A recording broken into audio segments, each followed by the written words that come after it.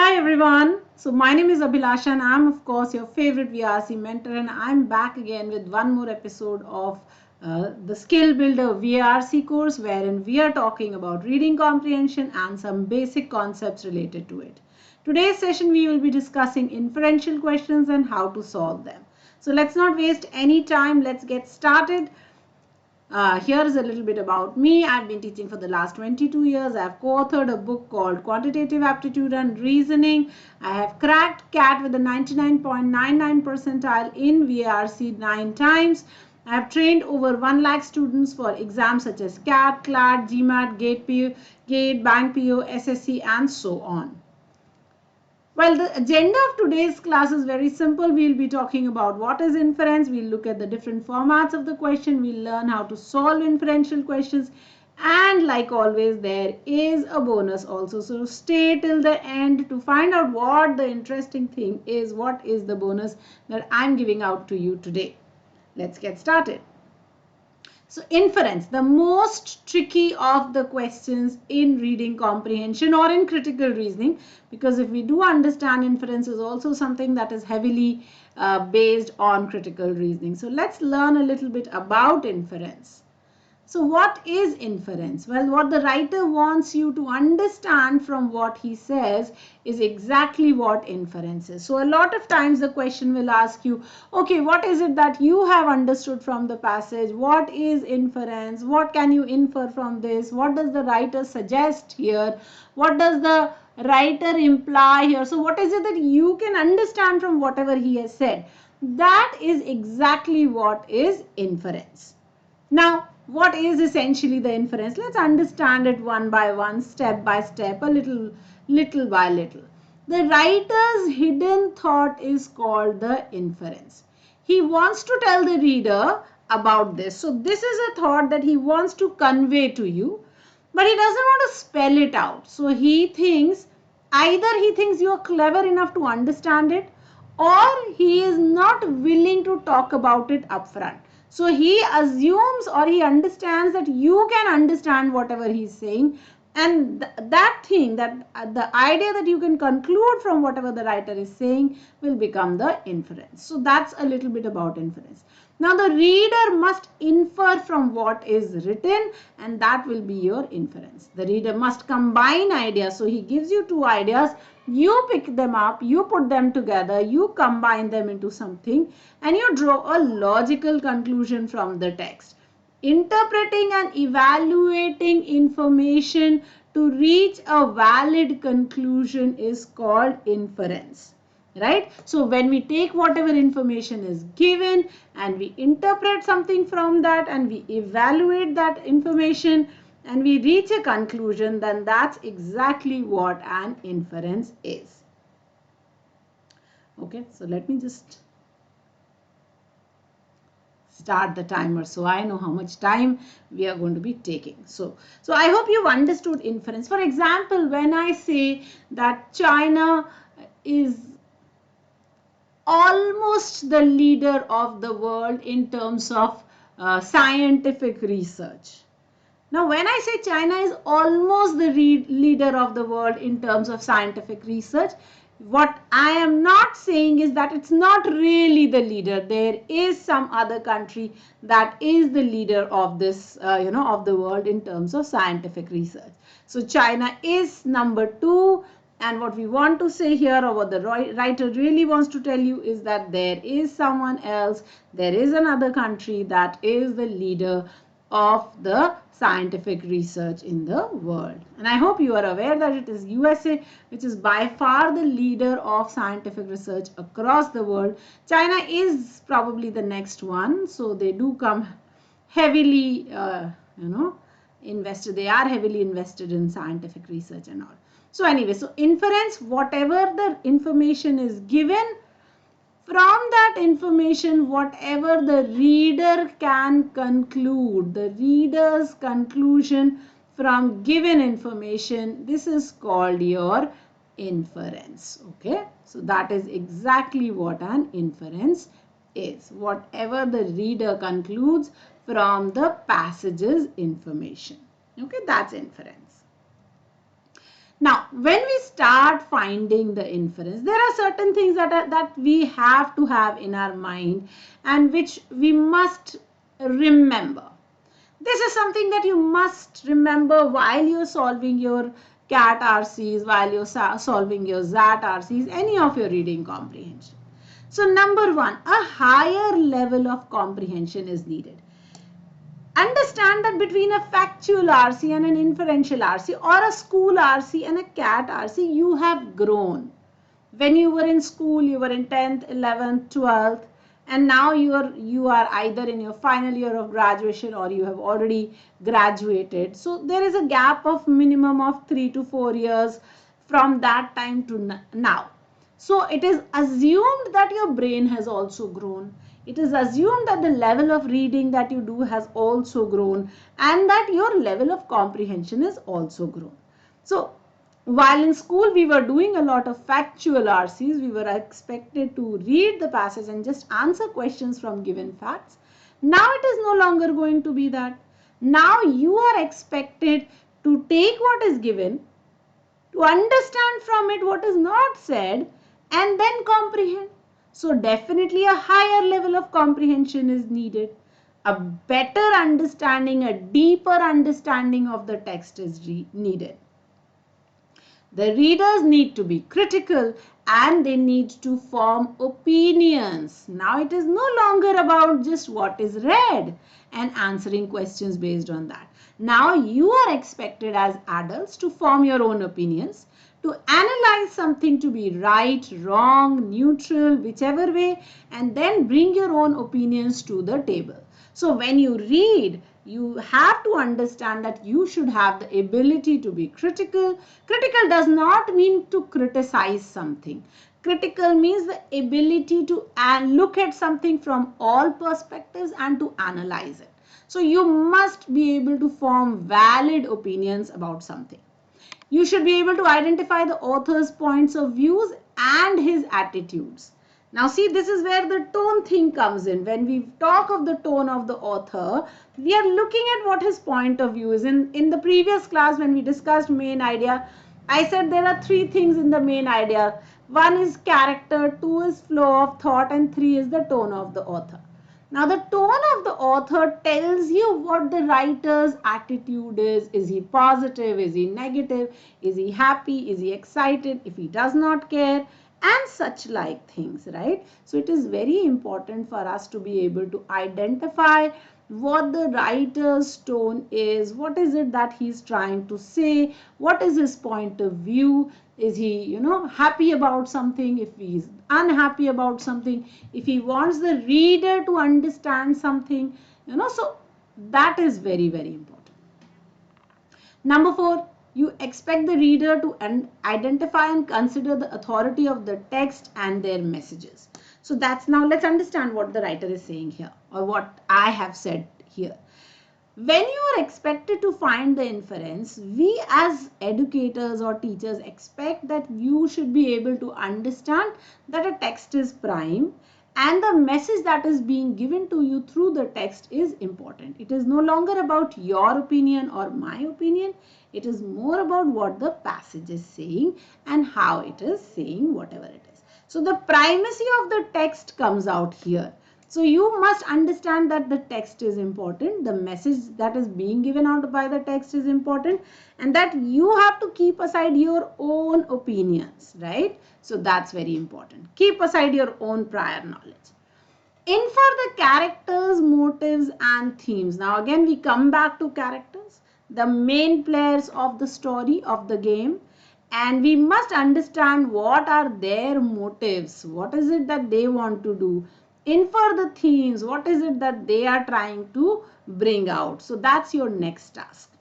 The answers are never to be found directly from the passage. That's very important because you are inferring something. So that means whatever you are trying to infer is not written. You have to draw a conclusion from whatever is written.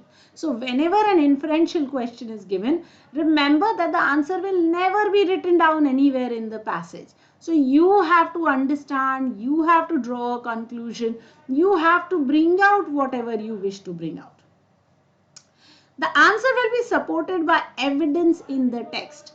So there will be text that will prove your point, that will support your point, that will say, yes, the writer truly believes in this thing.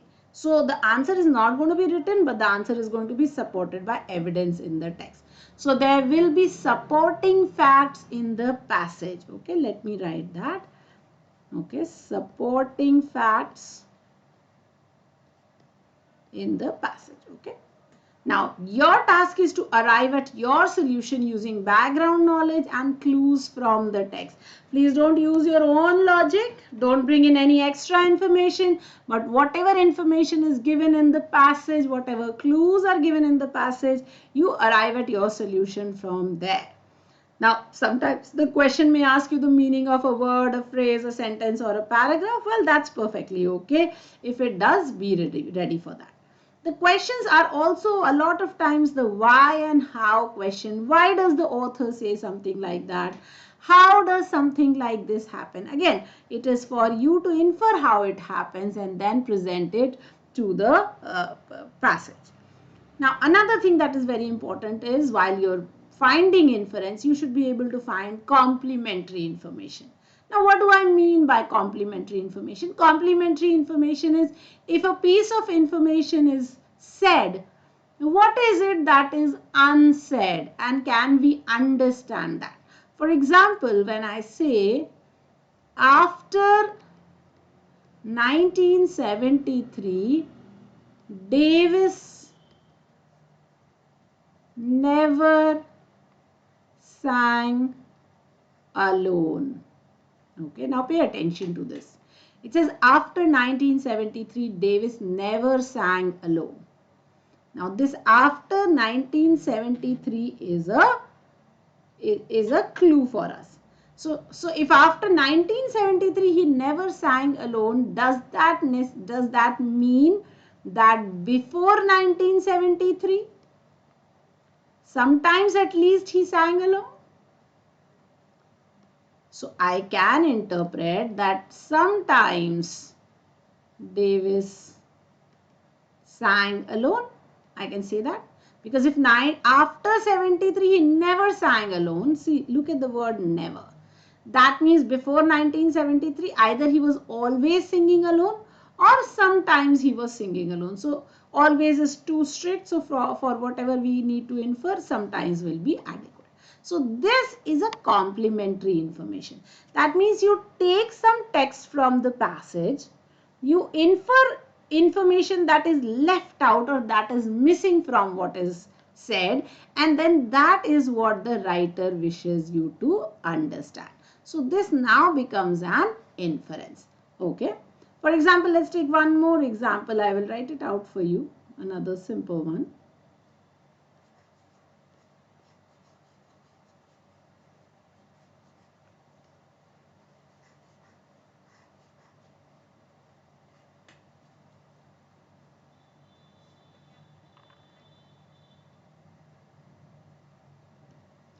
So for example, COVID-19 has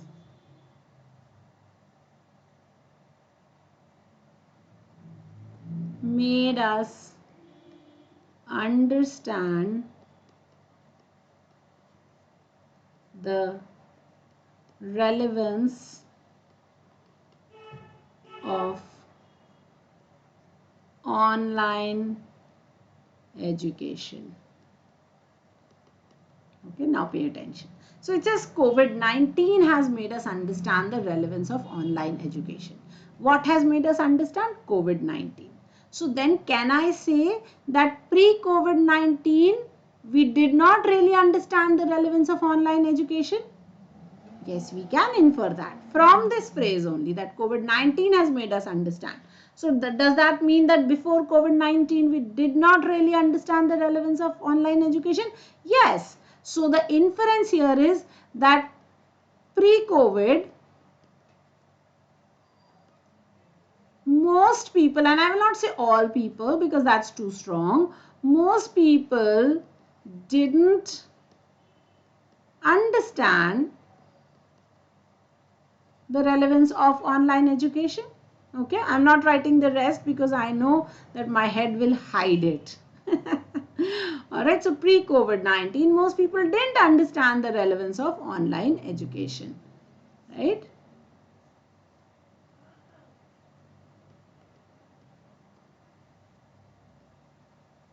I have written it here.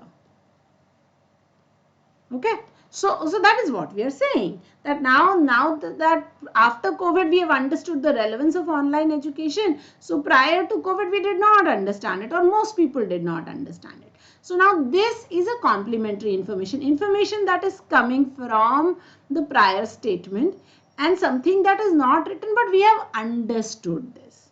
Okay, so a lot of times complementary information does help us identify an inference. In most of the exams, complementary information is very helpful for us while we are looking at the inference. Alright, here's a small passage. Let's read it and let's try and identify what the inference is. Okay, this is a very simple question. I will ask you to pause the passage. Okay. Take a minute, take time to read the passage properly and then come back and discuss. Okay. I will read, of course, the passage. At night, in the darkness of the cave, Vanya drank water from a perfectly useful bowl. But when he could see properly, he found that there was no bowl at all, only a disgusting human skull. The enlightenment of Vanyo occurred when he realized that there isn't a difference between the bowl and the skull. The only difference lies with us and our perception. So here is this person who in the dark drinks water from a bowl, but then when he sees properly, he says that he sees that it is not really a bowl. It was a skull from which he drank. Now the enlightenment happened when he realized that there was not really a difference between the bowl and the skull. The only difference was that the perception had changed. So then see, there is something that I have understood here, that the enlightenment occurred when he realized that there is no difference. So that means prior to this there was no enlightenment, and prior to the enlightenment he did not realize that there wasn't a difference, right? So he must have, prior to the enlightenment, he must have thought that there was a difference between the bowl and the skull, right? So immediately I have understood that there is, the minute I see this difference, I know that there is an inference here, correct? I have inferred this. I have inferred that prior to the enlightenment, he must have thought there was a difference. Now we interpret our lives through a continual stream of thoughts. So we understand our lives through a continual and unstopping stream of thought. And so we become what we think, or rather how we think. So we are what we are thinking. As our daily lives are shaped by our thoughts, so our experience of this reality is good or bad depending on our thoughts, which makes things appear good or bad because in reality things in and of themselves are devoid of their own independent nature. So he says, as our daily lives are shaped by our thoughts. So what we think is what we are. So the experience of this reality, what we experience around us, is good or bad depending on our thoughts. If I think things are good, they will be good. If I think things are bad, they will be bad. So this, our thought process is what makes us think a certain way. Because in reality, things do not have their own nature. They are independent, or they are devoid of any nature. What the nature that we ascribe to them is what we think of things, right? This self-interpreted reality has a temporary existence only as long as the thoughts and perceptions shaping it remain. So as long as we think something is bad, it is bad. The minute we think it is good, it is good. So when in the night he could not see, he drank water from the skull, he thought it was a bowl. He was not disgusted. When he woke up and he saw it was a skull, he was disgusted. But later when when he became enlightened, he realized that there was no difference between the skull and the bowl. It was just a matter of perception, right? So your thoughts and perceptions, as long as they are there, we will interpret things to be in a certain way. The minute that perception is gone, we will stop interpreting things in a certain way. Alright, I hope you've understood the passage. I hope you had paused it and viewed it. Here we are, our first question, or rather the only question from this passage. So which of the following can be inferred from the passage? One who was looking for enlightenment. Earlier, one who hadn't realized that there was no real difference between the bowl and the skull. One whose perception helped him see the difference between the bowl and the skull. One who was trying to study the skull to understand its intricacies. Well, one answer I know clearly, it can be eliminated, and that's D. Because he was not trying to study the skull. The skull came to him accidentally. He was in a cave.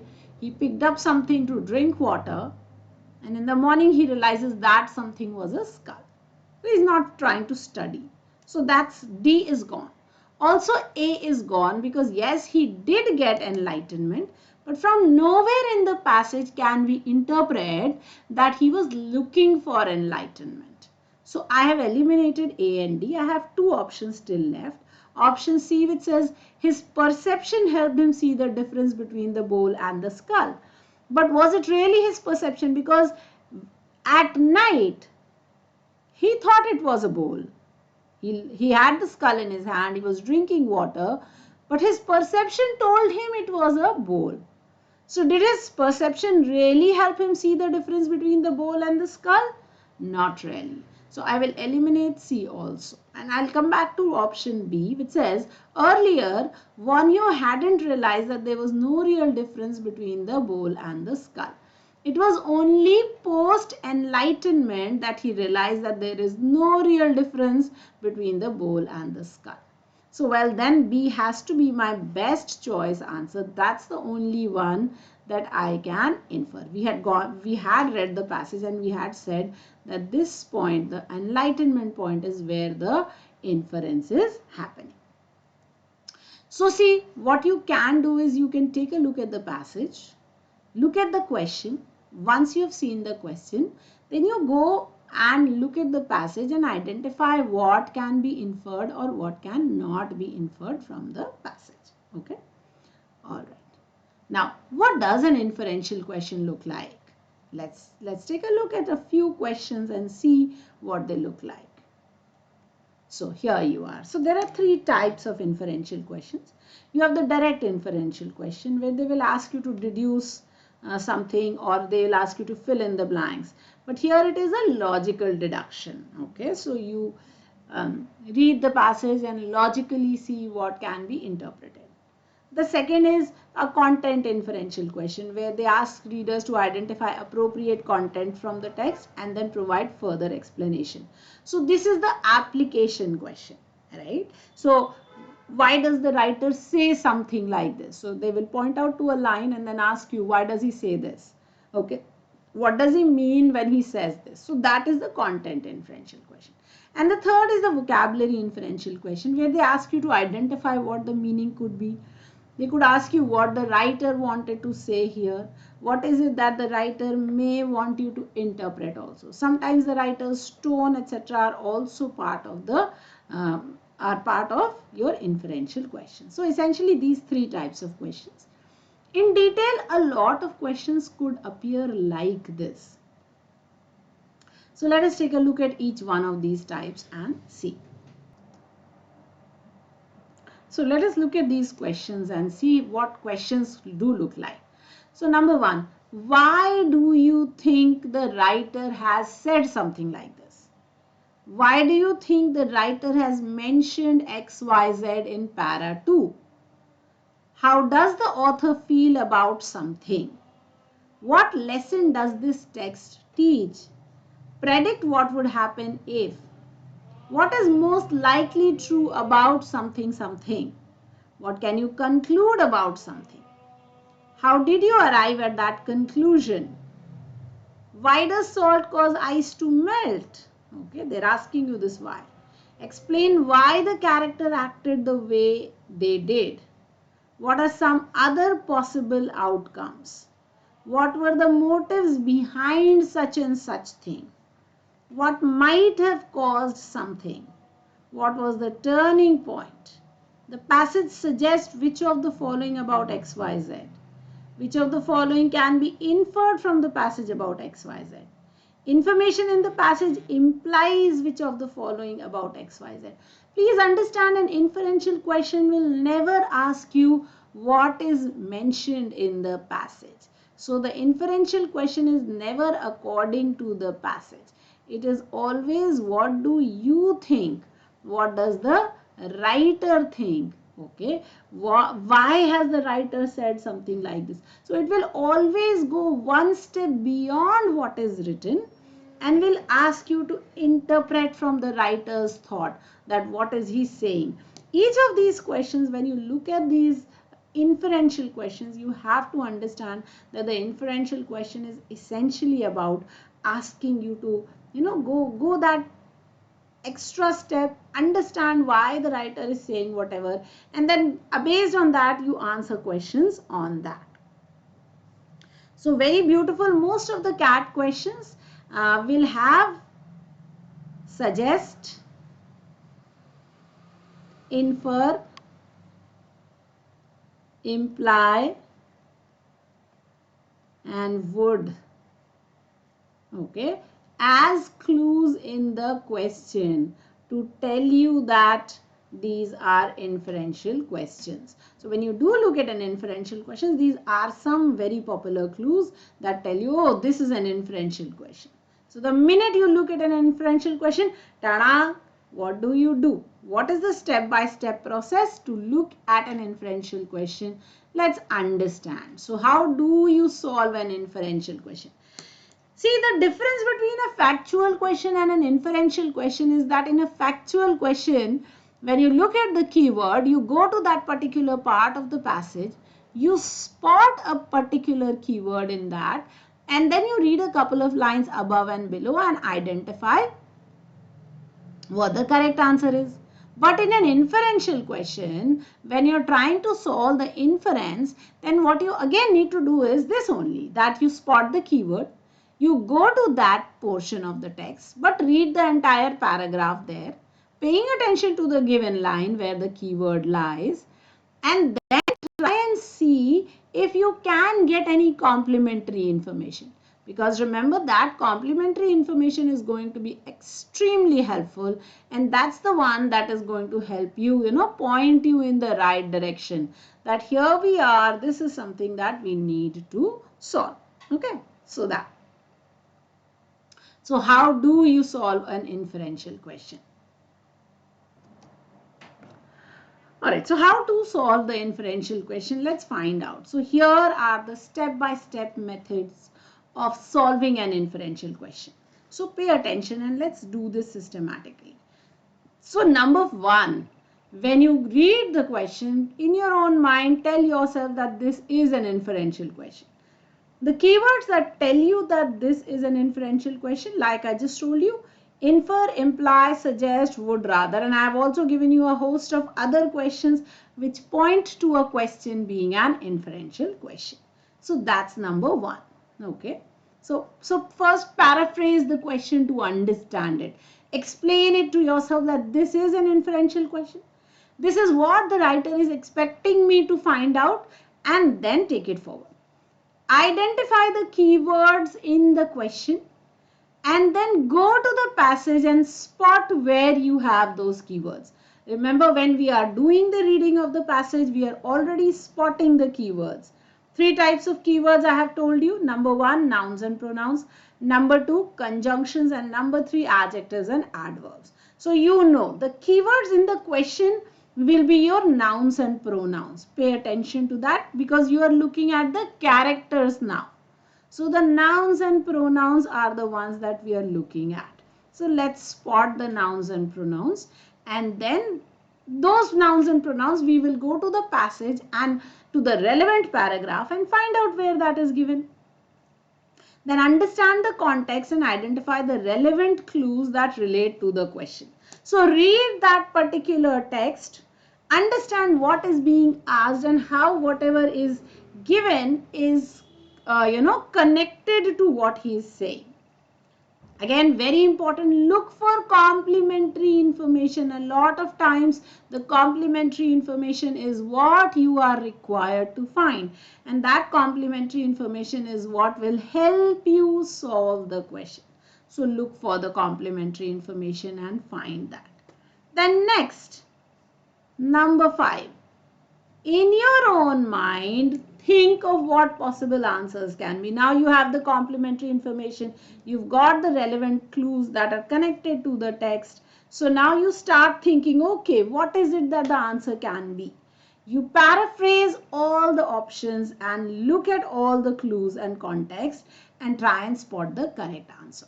Because you've already thought of what a possible answer can be, so you will be able to try and spot what the correct answer is. You can also eliminate the wrong answers, which is something that you must do. Any answer that is too narrow, eliminate. Any answer that is too broad, eliminate. Any place that there is a distortion, you must eliminate. And this is very important, guys. A distortion is something that can cause a lot of problems for you. So you must do away with the distortion. Whenever there is a distortion, do away. Eliminate that distortion. Remove it entirely. And a distortion can be something as simple as instead of having an off, you have an in. As simple as that. Instead of having the state of affairs, you have the charge of affairs. And that is a difference, right? The charge of affairs and the state of affairs are two different thoughts, right?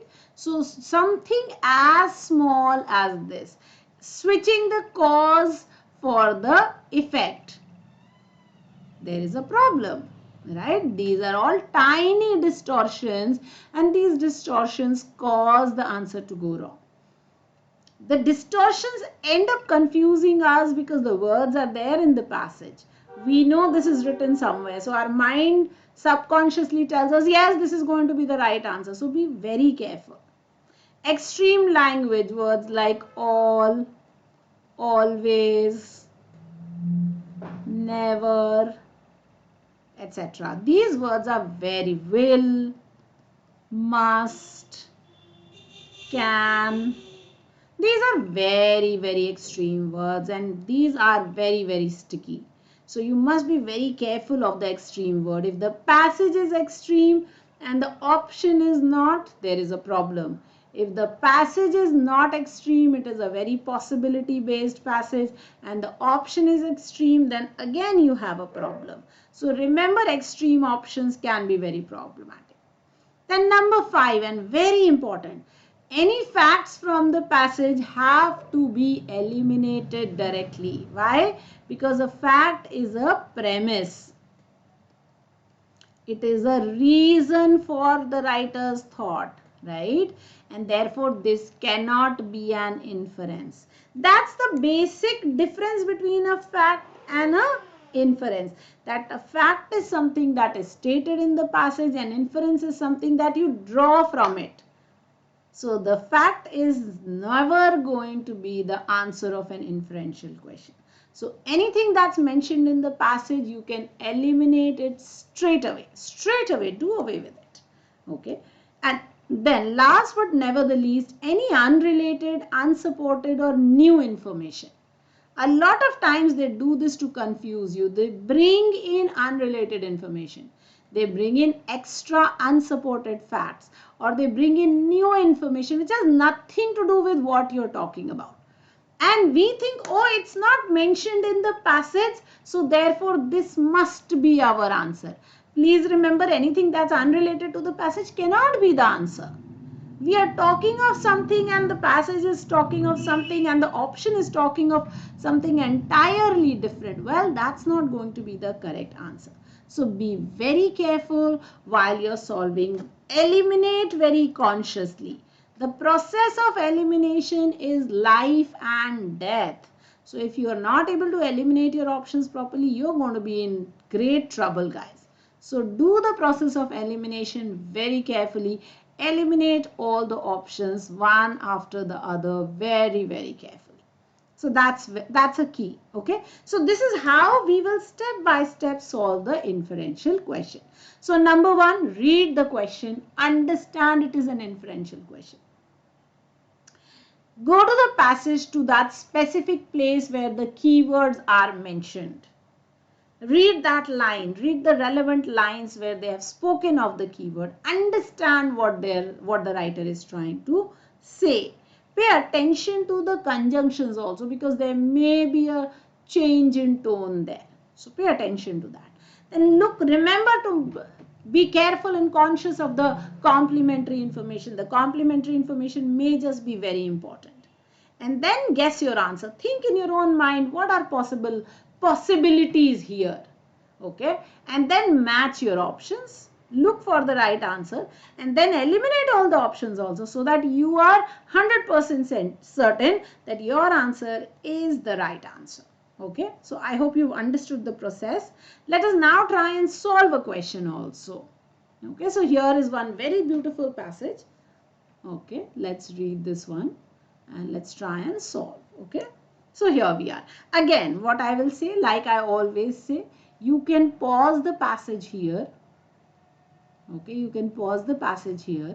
You can read it on your own. If you don't wish to follow me, and if you don't wish for me to read it with you, pause it here, read it, then go on to the next page, read it, and then come to the questions. Okay, if you wish to continue with me, then of course we are reading it together. So the Opium Convention of 1912, where a treaty was signed by China, Britain and 10 other countries to prohibit opium use and trade, marked the start of the still ongoing international effort to control the consumption of addictive drugs through prohibition. So in 1912, a convention happened. Convention means a meeting. It was called the Opium Convention of 1912. A treaty was signed by 12 countries, including China, Britain, and some 10 others. They said that we will stop the use of opium and we will stop the trade of opium also.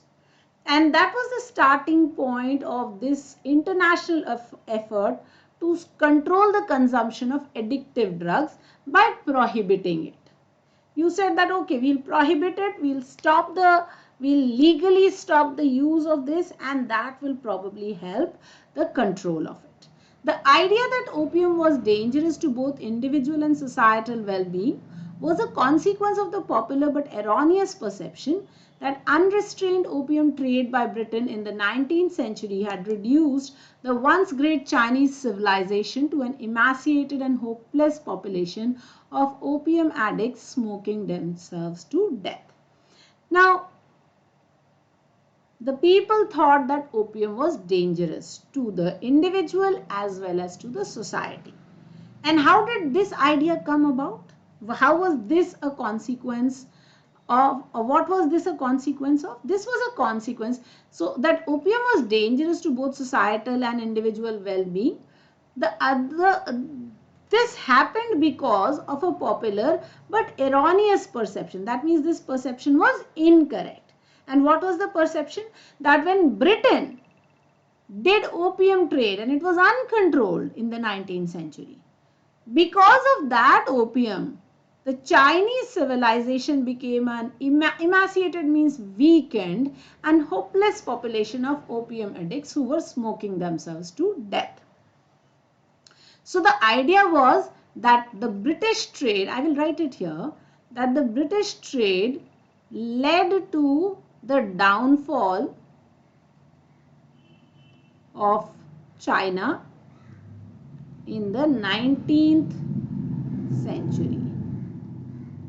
Okay, in the 19th century, the British trade of opium led to the downfall of China. Now this is an erroneous idea, but this idea led to the prohibition of opium, right? So this erroneous idea led to the prohibition of opium. That's our first paragraph. Now let us come to the second paragraph. Opium was the most effective painkiller known to mankind before the discovery of modern medicines and had been imported into China for this medicinal property since the 7th century. So from the 7th century, the Chinese were using opium as a painkiller. With their better means of production that resulted in higher yields, the British traders supplied much more opium to China than the country had hitherto imported. So, number one, that China had been using opium. I will write it here for the second paragraph. China had been using opium as painkiller since 7th century. Okay, 7th to 19th century they used it, but nothing happened. 19th century, now because the British were able to produce better opium, they started importing to China and they supplied a lot of opium. So the British supplied a lot of opium to China. Okay. So British opium now started coming into China. Now when the British opium came to China, what happened? The quantity, the supply increased. So the price of opium went down. Very poor. It went down really crazily. Now because it went down really crazily, even the poor Chinese could afford it. Okay. So this led to opium becoming a common cure or a panacea for all evils. So for a lot of ailments, the Chinese started using opium now. Okay. For a lot of diseases also. Medicinal use of opium also increased concurrently in China, the Middle East and Europe, and the drug remained popular till modern medicines became cheaply available in the 20th century. Again, please pause the video and view it. Okay. Pause, read, understand. So now, medicinal use of opium also happened in other places. During the 19th century, the per capita opium consumption of opium was much greater in Britain than in China, but the British users did not suffer adverse effect on either their health or longevity. Now, this is a very interesting thing. So, they're saying that medicinal use of opium happened also with China. It increased in Asia, Middle East and Europe and continued till the 20th century. Now, in the 19th century, the British people were consuming much more opium on a per capita basis than the Chinese. But they did not have any adverse effect. So then I can also understand that if the British were having a lot of opium and they did not have any adverse effect, then the Chinese who were having far less opium would also not suffer any adverse effect. So British, no adverse effect. So I can assume that the Chinese also no adverse effect, right? Moreover, there is ample evidence that most users of opium, including the Chinese, used it in moderation and only occasionally as when in pain. So what we've understood is that they were using it only medicinally, not like addictively. Okay, most users. Okay. Now, let's come to the next paragraph. The implementation of 1912 treaty in China led to the public humiliation and imprisonment of tens of thousands of ordinary opium users. So people who were using opium regularly, very ordinarily, just for let's say a little pain here or there. Now they were humiliated and they were imprisoned because now it became illegal to use opium. So what happened was, now these people were already ill and that is why they were using the opium. Some of them had contagious diseases. The prison cells became the breeding ground for epidemics and had high mortality. So in the third paragraph, now we talk about how because of this treaty in 1912, the opium users were put into prison. And because they went into prison, a lot of them died also, right? So they were humiliated and died. Let's write that. Humiliated and they died. Now further opium, now because it became an illegal substance, it could only be obtained in the black market. So it became expensive. So now opium also became expensive. Okay, so now you started black marketing and trading. A search for cheaper alternatives because it became expensive. You wanted cheaper alternatives. So cheaper alternatives led most opium users to morphine and heroin. These were psychoactive substances that were much more addictive and were deleterious to health. Deleterious means they were very harmful, right? So now people shifted from opium to morphine and heroin, which were much more expensive and much more dangerous. So the prohibition thus, now pay attention to the thus. The thus is now a conclusion identifier. We always call it a CI. Proved to be a cure that was worse than the disease. So the writer says that this 1912 treaty, which tried to prohibit the use of opium, actually became a bigger problem because it led to people dying, it led to the price of opium going up, it also led to people getting addicted to psychoactive substances such as morphine and heroin. So what was something which was a general use drug suddenly became illegal and caused such a lot of problem. Okay, I hope you've understood the passage. Now let us look at the questions. So okay, notes, I have already helped you make the notes, but there are certain things that we must pay attention to. So number one, the opium users of China were not emaciated and they did not smoke themselves to death. So they were not dying, okay? They were not emaciated, they were not weak, and they were not smoking themselves to death. There were no adverse effects of opium that were seen on the British people and therefore probably not on the Chinese also. The opium users of China were not hopeless addicts.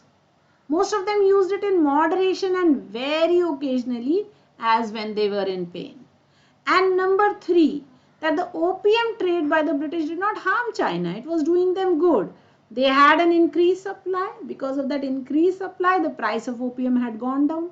And even the poor people could use it as a painkiller. So the perception or the thought that was there that the opium trade was what was causing a lot of problem was actually not so, and he has given us these three proofs that it was not the opium trade that was the problem. The problem happened only when the 1912 treaty was put into place. Okay, so I hope you understood this. Let's take a look at the question also. Here we are. So the author does which of the following to disprove the perception that British opium trade had enfeebled the 19th century China. So the perception was that the British, when they were selling opium to China, they weakened 19th century China.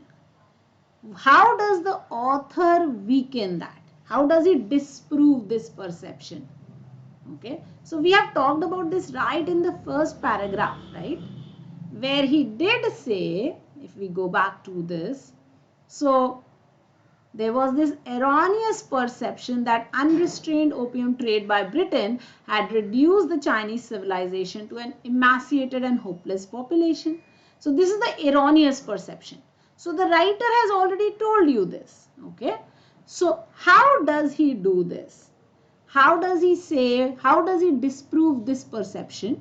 So number one, he cites an example to suggest that high opium consumption might not be correlated with poor health or shortened lifespan. Number two, he asserts that the presence of ample evidence to prove that smoking was not the way by which the opium users of China consumed the drugs. Number three, he says he mentions a way in which the British opium trade benefited the common citizens in 19th century China. So let's understand. Now option number one says he gives you an example to say that the high opium consumption was not really correlated to poor health or shortened lifespan. Okay. He asserts the presence of, so he forcefully says that there is ample evidence to say that smoking was not the way in which the opium users of China consumed the drugs. But he does not say this. He does not say that they were smoking it or they were just consuming it directly or that they were snorting it. That he has not said. So we can directly eliminate option B as something that is not mentioned in the passage and not supported by the passage. So not mentioned and unsupported. So eliminate B. He mentions a way in which the British opium trade benefited the common citizens in the 19th century China. So now if you understand, he has said that it had emaciated or weakened them.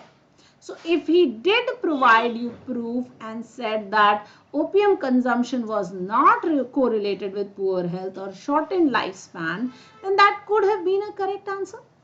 Okay, so the opium trade benefited the common citizens in 19th century China was not really mentioned very clearly. So therefore 3 cannot be our correct answer. So the best answer here would be 1, which says that he cites an example to suggest that high opium consumption might not be correlated with the poor health or shortened lifespan. So best answer for us, of course, was option number 1. So let's eliminate 3 also. So that's the correct answer. Let's look at the second question also, guys. So the author of the passage suggests, now the minute I see suggest, I know this is an inferential question, because remember the keywords suggest, infer, imply, or would rather, right? So suggest says that this is an inferential question. So the author of the passage suggests that prohibition of a drug in a country can have which of the following consequences. So if you prohibit the drug in a country, what consequences can happen? Now let's understand. If we go back to the passage, he said, the minute the drug, that opium, was prohibited by the 1912 convention, what happened? Number 1, it became illegal. So people who were using it for normal medication could not use it. They went into prison, they were put into prison, and they died. A lot of them died. So that was one problem, that common medicine users were not able to use it. So that was one consequence. The other consequence was that the price of opium increased crazily, because now it was not legal to buy and sell. So you had to trade it illegally. So black marketing happened. So the price went up. And 3, because the price went up of opium, so what happened? That people started using other drugs which were psychoactive. That means they started acting on your mind, not just your body. And so drugs like morphine and heroin became very popular. So now if you understand, what happened was, because a drug was prohibited in a country, there were many problems that were associated. So let's take a look. It can increase the popularity of the drug in other geographic areas. It can make the users of the drug switch to less expensive drugs, and it can cure users of their addiction to the drug. Well, C is just absolutely incorrect. That cannot happen, right? How does the prohibition cure a user of his addiction? It does not. So let's eliminate 3. It can increase the popularity of the drug in other geographic areas. Well, if let's say opium is not available in Lucknow, does that necessarily mean that it will become more popular in Kanpur? No, it does not. So let's eliminate 1 also. So it can make the users of the drugs switch to less expensive drugs. Well, yes, that is correct. So the user of a particular drug could switch from, let's say, opium to heroin or to morphine. Absolutely. So the author is essentially suggesting that the user of a drug may be switching from an expensive drug to a less expensive one. So the correct answer here should be 2. Okay. I hope you got that. It cannot be 3. It has to be 2. Okay. Alright. So I hope you have understood that. Alright guys, so I hope you've understood some inferential questions. As a practice, of course, at the end of the session, there will be a practice that will be pinned in the comment box. So all you have to do is just connect to the comment box and take the practice session. And here is your bonus for today. I have listed a set of wonderful websites from where you can be reading, guys. So Scientific American, scientist.org, sciencemag.org, space.com, astronomy.com. Economist.com, NYTimes.com, NewYorker.com, SmithsonianMagazine.com, HistoryToday.com, Harvard.edu, Spectrum.ieee.org, Longform.org, Fizz.org, Aeon.com and AlDaily.com. Now, why have I listed these sites? Because some of them are part of your CAT reading comprehension. For example, Scientific American over the last 5 years, at least 5 articles. Aeon, at least 5 articles. Wall Street Journal. So these are sources that you should be reading from. Remember, in one of the sessions we had said that you must do eclectic reading. So this is one of those things that you must pay attention to. Remember, the more diverse you read, the better it's going to be. Okay, so that's the important thing. If you haven't hit like, share, subscribe and the bell icon till now, guys, all you need to do is hit the like button, share, subscribe this to this video so that notification for the rest of the videos also does come. Quick round of announcements. So the Plus subscription is available as well as the Iconic subscription. We have both these subscriptions available for you guys. What's new? Of course, you know, the Plus courses are going on currently. We are doing reading comprehension in the month of January and February. Special classes happening Mondays, Wednesdays and Fridays at 5 p.m. in the evening on the app and on YouTube. 99 Percentile Club, 9 p.m. Tuesdays and Fridays. We've got reading comprehension. That's this course, guys, the Skill Builder course. And on Let's Crack Verbal, Mondays, Wednesdays and Fridays, 10 a.m. we are doing the Hindu Aeon editorial. So do make sure you're joining in. Thank you so much for joining in. Remember to hit like, share, subscribe. These are my connection details. On Unacademy, you can follow me by Abhilasha_S, or you can just find me by my name. That's Abhilasha Swaroop. On Telegram, find me by MBA Cat 23. On LinkedIn, by Abhilasha Swaroop. And of course, if you're wishing to subscribe to Unacademy, remember to hit AbhiCat Live as your subscription code. Quick round of announcements. Congratulations to our CAT 22 toppers. We have more than 75 plus 99 percentilers and 110 plus 98 percentilers. Here is a list of our CAT 2022 toppers. The Zero to Zenith batch started on the 5th of January, guys. You can subscribe to it even now. The code remains the same, AbhiCat Live. I am also one of the educators who will be teaching you VARC in this batch. Subscription USPs, we have one subscription for access to all the batches, structured courses, 25,000 plus practice questions, 100 plus mock tests, in-class doubt solving via raise a hand, educator curated notes and study material, and mentorship from CAT experts and IIM graduates. Guys, if you haven't yet subscribed to Unacademy, do subscribe right away. Our 23% off offer is going on. So just subscribe using AbhiCat Live. The Perfect Score batch for repeaters is starting from the 16th of January. Here is an array of educators who will be taking class, but the code remains the same. So use AbhiCat Live. Guys, in this Perfect Score batch for repeaters, the syllabus will be completed by May 2023, and the rest of the 6 months we will focus on extensive revision and practice. So do make the effort to join the repeaters batch.